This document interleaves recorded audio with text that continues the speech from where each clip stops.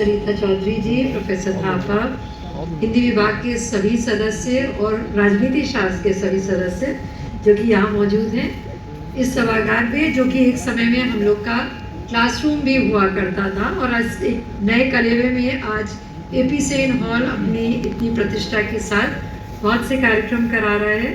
इसमें सभी स्टूडेंट्स और टीचर्स सभी का स्वागत। आपकी बधाइयों के लिए बहुत बहुत धन्यवाद। ये सिर्फ एक वैकल्पिक व्यवस्था है जो अभी चल रही है, और लेकिन मुझे खुशी है कि हम अपनी यूनिवर्सिटी को इसी बहाने कुछ कंट्रीब्यूट कर पा रहे हैं। लेकिन ये जो आप लोग का सेमिनार था उसमें इंटरेस्ट मुझे ये था कि बड़े ध्यान से जितना सुन पाए उससे कुछ प्रेमचंद के बारे में, मुंशी प्रेमचंद जी के बारे में जो थोड़ा बहुत जानते थे वो थोड़ा और याद आ गया, क्योंकि आप लोग इनको हिंदी साहित्य के आधार से पढ़ाते हैं।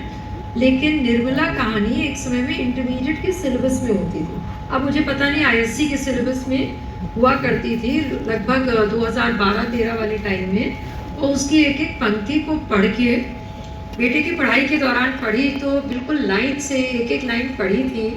और मनसाराम का चरित्र, मनसाराम की परेशानी, मनसाराम का क्या सोशल प्रेशर था उसको पढ़ाना, और फिर निर्मला की स्थिति क्या थी और किस प्रकार से वो अनमेल विवाह की बात, और उसी में दहेज की प्रथा भी आ गई थी, और समाज की परिस्थितियाँ और पितृसत्तात्मक व्यवस्था, ये सब उस समय पढ़ी थी। तो जितनी देर मैडम बोल रही थी या पवन जी भी बोल रहे थे तो उस समय वही याद आ रहा था।